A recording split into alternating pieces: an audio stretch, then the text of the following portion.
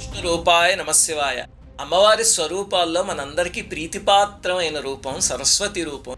ఆ తల్లి అనుగ్రహిస్తే మందభాగ్యుడు కూడా అద్భుతంగా మాట్లాడగలడు, అనుగ్రహించకపోతే మాటలే కరువైపోతాయి.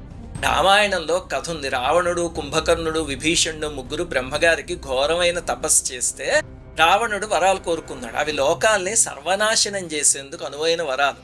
ఇంకా కుంభకర్ణుడు కోరుకునే లోపు దేవతలు అల్లాడిపోయారు. స్వామి ఇప్పటికే చాలా మంది దేవతల్ని, అప్సరసల్ని, ఋషుల్ని, మనుషుల్ని తినేసాడు, ఇక వరాలు కూడా ఇస్తే సర్వనాశనం చేసేస్తాడు అంటే, ఈ లోపల వాడు వరం అడిగే లోపు సరస్వతీదేవి వాడి వాక్కుని మార్చేస్తే నిర్దేవత్వం కావాలి అని అడగడానికి బదులు నిద్రావత్వం అని అడిగాడు. ఆయన తథాస్తు అన్నారు.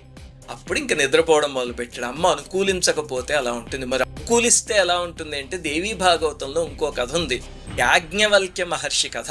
యాజ్ఞవల్క్యుడు 3 వేదాల్ని 3 మహర్షుల దగ్గర నేర్చుకుని వైశంపా